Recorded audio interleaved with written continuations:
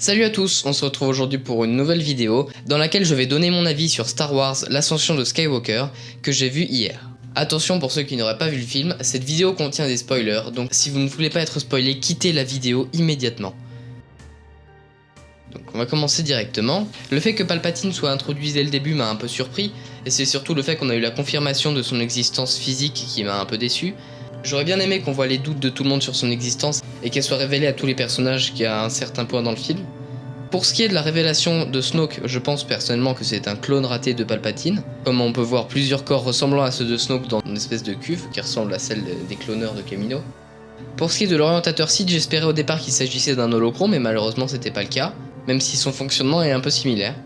J'aime pas trop l'idée qu'ils en aient fait la planète mère des Sith, parce que normalement dans l'univers canonique il s'agissait de Moraband ou de Korriban dans la légende, sauf que si ils avaient pris effectivement Moraband, ça aurait aussi été incohérent puisque Yoda s'y rend dans The Clone Wars et donc qu'il connaît sa localisation, et donc que le fait que personne ne connaisse sa localisation ne ferait donc pas de sens. Pour ce qui est de la dague, personnellement j'ai pas vraiment compris son fonctionnement, mais j'ai bien aimé l'idée quand même. J'ai beaucoup apprécié les révélations sur les Sith, notamment le fait que les esprits de tous les Sith sont présents dans le corps du Seigneur Sith actuel. Et d'ailleurs ça implique beaucoup de choses, ça augmente notamment l'importance de la revanche des Sith, et là je ne parle pas du film mais bien de la revanche, c'est-à-dire que ce sont effectivement tous les Sith qui ont pris leur revanche avec Palpatine. J'ai bien aimé aussi le lien de la force entre Rey et Kylo Ren, puis plus tard entre Rey et Ben Solo, notamment le fait qu'ils permettent également de transférer des objets, ce qui est un peu suggéré dans l'épisode 8 avec notamment la main de Kylo Ren qui se retrouvait mouillée après qu'il y ait eu de la pluie sur Ahch-To. Autre chose que j'ai bien aimé aussi, c'est toutes les voix des Jedi qu'on a pu entendre à la fin.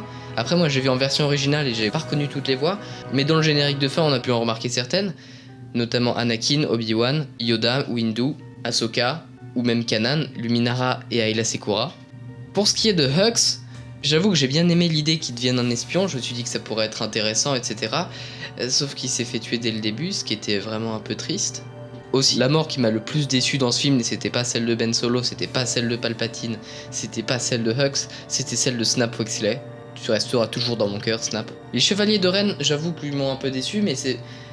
Les Chevaliers de Rennes, j'avoue qu'ils m'ont un peu déçu, mais en même temps on les avait pas beaucoup vus, donc il n'y avait pas de raison qu'ils soient aussi forts que ça. Pour la mort de Chewbacca, au début du film, j'avoue que j'étais un peu choqué, mais en même temps je me suis dit que si jamais il était vraiment mort, ils auraient beaucoup plus insisté dessus, comme ils ont fait par exemple avec Han, Luke et plus tard Leia dans le film. Pour ce qui est de Lando, j'ai trouvé un peu étrange qu'il reste sur Pasaana depuis tout ce temps, d'ailleurs j'ai pas vraiment compris pourquoi il restait là-bas. En revanche, j'ai bien aimé le moment où il est arrivé avec tous les rebelles sur Exegol. Vraiment, j'ai trouvé ça super comme moment. Par contre, je trouvais que c'était un peu facile d'avoir autant de vaisseaux d'un seul coup. Même si évidemment la flotte de l'Empire est toujours la plus forte. Au niveau de Zorii Bliss, le fait qu'elle garde toujours son casque m'a un peu fait penser au personnage du Mandalorien, qui lui aussi ne le retire jamais. Puis même au moment où on croit qu'elle va l'enlever, elle l'enlève pas. D'ailleurs, autre chose qui m'a déçu, mais ça c'est vraiment personnel par contre, c'est le fait que Poe ne finisse pas avec Rey, vraiment ça j'étais déçu. Bon, moi j'étais un Dame Rey depuis le début, mais bon, il se trouve que Reylo a gagné, c'est triste. Pour ce qui est de C3PO et de sa mémoire, j'avoue que j'étais un peu déçu que ça n'avait pas pris plus d'importance, et notamment j'étais surtout déçu du fait qu'il se soit pas fait transférer la mémoire d'un droïde tactique et qu'il commande pas des armées de droïdes. Ça c'était vraiment une de mes plus grandes déceptions du film, même si ça se base sur une théorie, donc ça n'a pas vraiment de justification. Le personnage de Rey maintenant. Il a été beaucoup développé dans ce film, notamment par ses origines. Personnellement, quand il a été révélé qu'elle était effectivement la petite fille de Palpatine, j'avoue que j'étais un peu déçu parce que j'avais déjà vu des gens théoriser là-dessus, et j'étais personnellement pas du tout d'accord avec ça, mais la manière dont c'est amené était plutôt sympa, du coup j'accepte. Une autre attente que j'avais dans le film, c'était de voir des éclairs de force. Je peux dire que j'ai vraiment été servi, même si je trouve que les éclairs de Rey ont été vraiment bien plus agréables à regarder que ceux de Palpatine. Et ça c'est mon propre avis. En ce qui concerne la résurrection de Rey, moi j'avais rien contre, c'est juste que je me disais que peut-être que l'esprit de Palpatine du coup allait prendre possession de son corps, et du coup je comprenais pas vraiment l'intérêt de ce mouvement, mais bon. Je pensais personnellement que l'esprit de Palpatine allait prendre possession de son corps comme il l'avait annoncé plus tôt, mais bon, apparemment il avait été totalement détruit par son pouvoir sans limite, donc bon. Pour ce qui est de la fin du film concernant Rey, j'ai personnellement un avis qui a un lien avec le titre du film, car en effet à la fin elle dit s'appeler Rey Skywalker, et pour moi c'est elle qui est effectivement désignée dans le titre L'ascension de Skywalker. Le personnage de Leia maintenant. Le fait que Leia soit une Jedi, moi j'ai trouvé ça un peu dommage parce que personnellement j'aurais bien aimé qu'elle ait eu une formation un petit peu basique, mais pas aussi poussée parce qu'elle avait autre chose à faire, par exemple le Sénat, la résistance et toutes les choses comme ça. Et aussi une autre question que je me suis posée, c'est comment elle a pu fabriquer son sabre laser, surtout au niveau du cristal Kyber, parce que les cristaux Kyber en général sont situés sur Ilum, et c'est quasiment certain que Ilum est devenu la base Starkiller, donc c'est un peu étrange. La mort de Leia, personnellement, j'ai trouvé sympa, même si j'aurais préféré qu'on voit un peu plus son visage. Et en même temps, ils ont fait avec les moyens du bord, puisque Carrie Fisher était décédée. Aussi, autre chose que j'ai aimé avec Leia, c'est que dans l'épisode 7, elle demande à Han de ramener Ben, ce que Han échouera à faire, entre guillemets, on va y revenir plus tard, puisqu'il va mourir. Puis ensuite, Leia va entrer en contact avec Ben à travers la force, ce qui lui fera perdre son duel, mais ça c'est pas très grave. Et c'est surtout que c'est Leia et Han ensemble qui réussiront à ramener Ben. Ça pouvait pas être seulement l'un des deux qui ramènerait Ben, c'était obligé que ce soit les deux, donc ça j'ai vraiment beaucoup aimé. Le retour sur Acto m'a fait vraiment plaisir, et l'apparition du fantôme de Luke, vraiment j'ai adoré.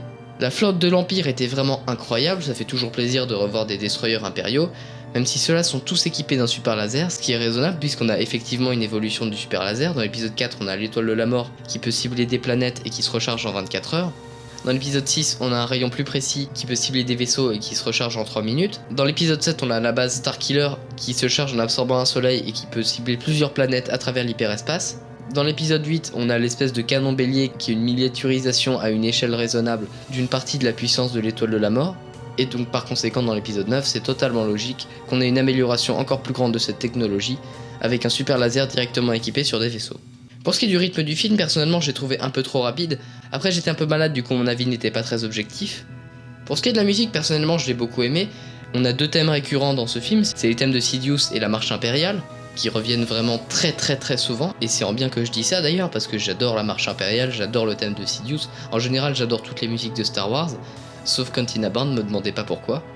Donc, pour conclure cette vidéo, je dirais que malgré quelques petites déceptions, j'ai vraiment beaucoup aimé ce film. C'est pour moi ni le meilleur Star Wars qui reste Rogue One, ni le meilleur de la post-logie qui est Les Derniers Jedi, et c'est pas négatif puisque Les Derniers Jedi étaient vraiment exceptionnels. Vous pouvez vous attendre à une vidéo plus détaillée sur l'histoire la semaine prochaine, et un résumé de film en tant que tel, et un résumé de film en tant que tel sortira sur l'ascension de Skywalker vers fin 2020. Et voilà, c'est ici que cette réaction se termine. On se retrouvera plus tard pour une nouvelle vidéo. Alors au revoir et que la force soit avec vous.